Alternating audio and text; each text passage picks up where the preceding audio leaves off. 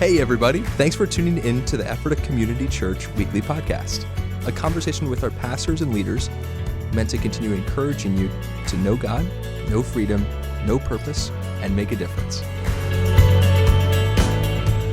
Hey Ephrata Community Church family, great to have you. Happy Memorial Day. You probably recently celebrated or are in the midst of it. Hope it was a good one. I'm here with the lead pastor, Kevin Eshleman. How are you, sir? I'm doing well. How are you doing? I'm well, thank you. It's good to be with you as always. We've had a fun last 2 weeks at Ephrata Community Church where we spent some time talking about the Send. I want to talk about that for a second, and we just celebrated the graduates. I want to talk about that for another second, but just a reminder, the Send is a chance for our church to be able to network with what we believe is a larger regional thing that's going on, to be able to accomplish first of all, to motivate and then accomplish 4 missional outcomes. You're going to hear a lot more about this when we come to August and the actual Send event. What's called the stadium event takes place. But we're also going to provide 4 different missional ways for you to get involved when it comes to that. So we just want to celebrate the Send and what it's doing among area churches. And I'll have to say this, 2 weeks ago, we celebrated graduates. I'm still talking about how special that weekend was. I mean, and Kevin returned from, as you know, he was speaking at West Green Tree Church of the Brethren. So we had a chance to debrief about that. So even to talk about that a little bit, what'd you think about the youth? Oh my goodness, it was fantastic. So it's great to see them come to a place of maturity. One of the things I have faith for, both when it comes to our students as well as with our children, that they can lead us. Like there's things, we're not actually expecting them to follow in our footsteps. If it's a foot race, we're expecting them to pass us. And then we can actually follow them and learn from them. And I think actually that Sunday, that weekend, was an example of, like, they led us. So it wasn't between you and I, and everybody else that's listening. You're here. Let's face it, sometimes a youth service can be a little bit condescending. Yep, a little patronizing, I call it. Patronizing, Yeah, that's a good way of putting it. Yep. Like, okay, well, isn't that sweet? Yeah, bless They're their nice. hearts. Bless their little hearts, that's right. Bless their teenage hearts. This was not that. Oh, no, man. No, you heard me talking about it in the review. I will have to say it's probably the best youth-led weekend service I've ever been a part of. And I felt not just led, I felt inspired in a spirit of prayer. I mean, how many young people... And I said this last week as well, like some youth groups focus on, let's just keep our kids from sinning. Others focus on, let's have them do missions. Others, local service. Others get into worship. To have a youth group that focused on prayer and believing God for previous promises made for a year. That's one of the reasons why it was so rich on Sunday and so many people got invited in. The ground had been saturated with their own prayers. Anyway, super commendable. It was wonderful. It was wonderful. I felt led by youth, and that is also something we pray about. One thing we do in our pre-service prayers, if you haven't ever had a chance to be a part of our pre-service prayers, it is its own little mini service, in my opinion, from 5:20 to 5:40 on Saturdays, and then of course 9:20 to 9:40 on Sundays. It is a moment, and we regularly pray in that time for our children, youth, and young people, the promises that are over them. And I have to tell you, to see them praying for those same promises was just really wonderful. That's exactly right. Yeah, so I have to say, kudos again to graduation. Now, naturally, Kevin has just spoken on re-engaging with the 7 sign series, 7 stories of belief. We want to chat a little bit about why we even decided to go into these 7 miracles that John records. Kevin, what was your thinking? Yeah, well, as we were mapping out the year, and we're going to walk with Jesus through this year, and we think about some of the main themes of his teaching, the prophetic ministry leading up to his ministry, the ministry before he selected the 12 disciples, the parables of the kingdom, which we'll get to a little bit later on this summer. But then we had the miracles. Like I'm thinking about, how do you manage all the miracles? Well, as I began looking through the 4 Gospels and seeing all the miracles that are there, it's overwhelming. Oh, man. I mean, I don't know how many there are exactly. And exorcism, everything. You're using the word miracles. We're talking supernatural acts outside of out of the norm, man. It's all over the place. Yeah, you would be preaching for years. And it would be fun. And it would be. And the thing is, like, how do you bring that as a topic without feeling like you're neglectful? And that's where I came down to the idea of the Gospel of John, because John specifically wrote his gospel to simply say, okay, here's these 7 signs, these 7 miracles. And as he says in John chapter 20, verse 30 and 31, I have written these things down. It's almost like he took the same attitude that we had. Yeah. Like, wow, we can't cover it all. So these 7. So he says in John 20, I've written you these 7, because there's so much I could write, but these 7, so that you believe, and by believing that you would have life. That's right. Man, and don't get me cranked up, but you just did. When it comes to the book of John, I am always amazed by the angle he decided to take. And so John's writing much later. He sees the rise of Greek thought in the church, Gnosticism, etc. So he decides to state deity claims. And we've already talked about this. John has Jesus making more deity claims than the other 3 Gospels combined. So John very much, by the way, Paul's been already martyred 28 years, I believe, by the time John's writing this gospel. So you're talking about, this is a seasoned senior leader in the church, last of the apostles, writing this story. And here's what I find wonderful about John. He only picks 7 miracles. I don't know about you. You want to prove to me someone's deity? Show me more and more miracles. Right. John picks 7 select ones. But one thing about the book of John, he places them in the lifestyle of a God coming among us. Like John is one large phenomena of Jesus, and seven miracles. And I want to just go back to where we started 3 weeks ago on this. We did water to wine.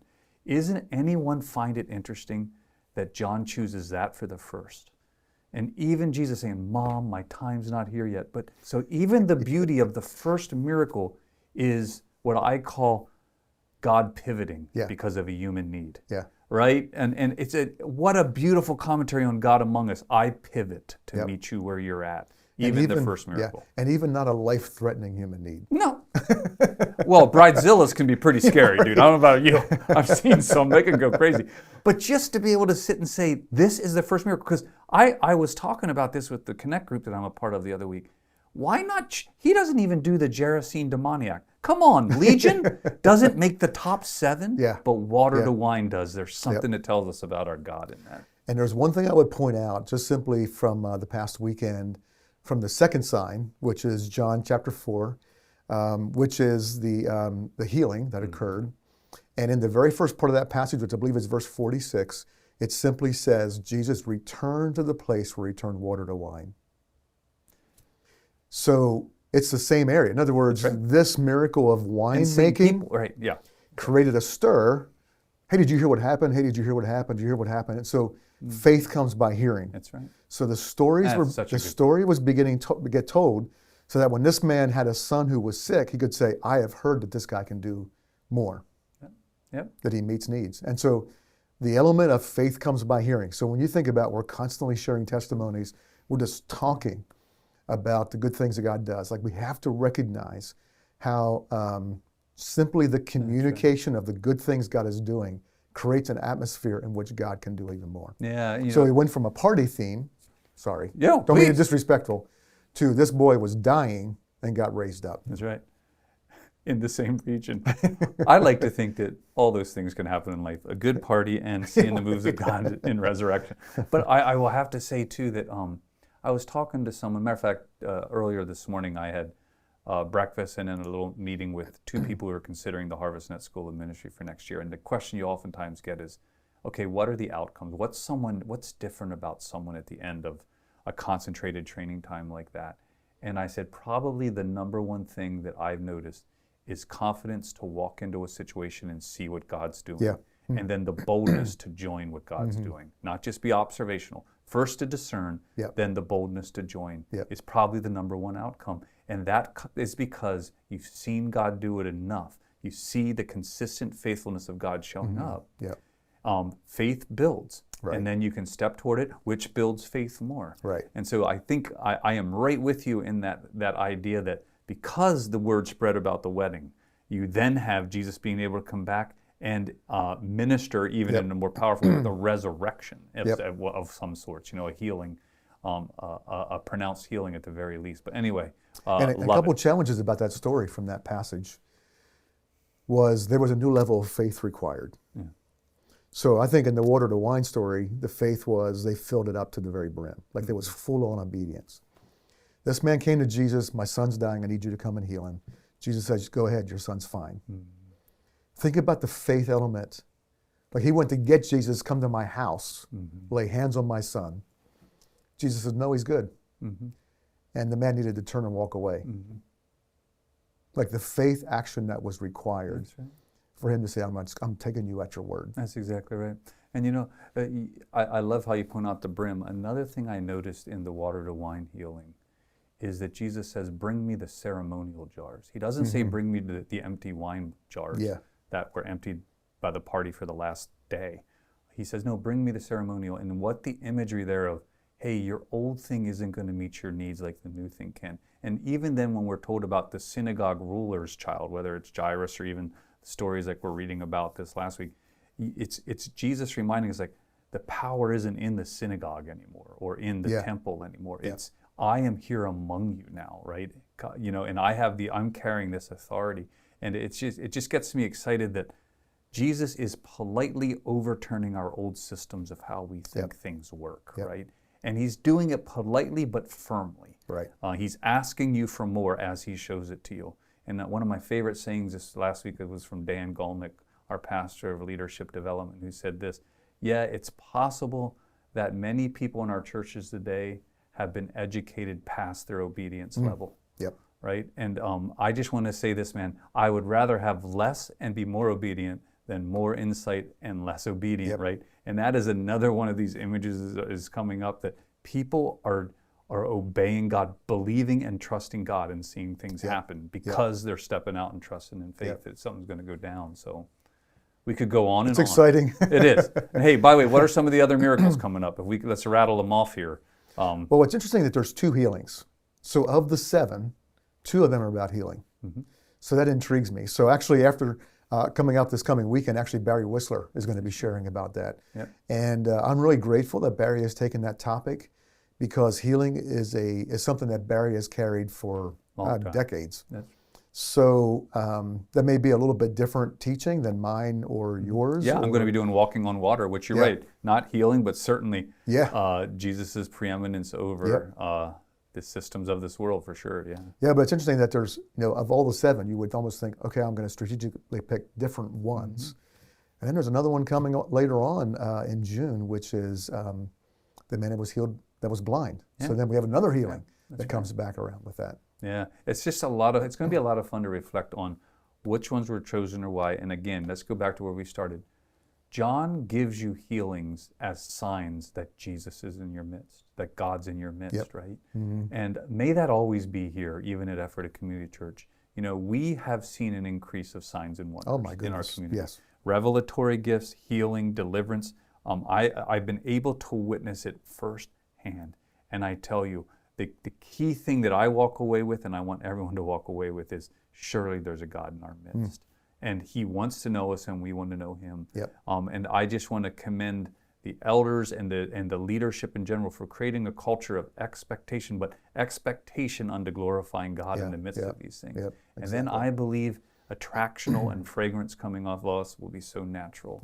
It's going to be powerful. Exactly. It's going to be good things. Okay, any other stuff to remind folks up as we're climbing in? Kids Camp is coming up in the month of June. Would you be praying for the over 350 children are going to be gathering here for a week, and maybe pray even harder for the volunteers. For the adults that will be surviving that. Exactly right. And thriving. It's going to be a lot of fun. Hey, Jesus rallies too. We highly encourage you to go to the events page of the website. Check out the Jesus rallies are kicking off. Anything you want to add on that? Because that's kicking off, I believe. Just simply, it's a week from Thursday, I believe. And so just keep in mind that's out here on this campus right here. There's going to be plenty of parking around. A little bit of a different environment than last year, but hey, we're just building upon that and going for the next level with that, what God's going to do here. You're here. Well, hey, we hope you, get back to your Memorial Day or get back to getting caught up on all this thing you didn't do at work because of Memorial Day, having it off. Whatever it is this week, we hope it's a wonderful one, and we hope to see you this weekend. Take care. Hey, thanks again for joining us today. We hope that you've been encouraged by listening and that you'll join us again next week. You can listen to previous episodes, find additional resources, and of course, learn more about us at EphrataCommunityChurch.com.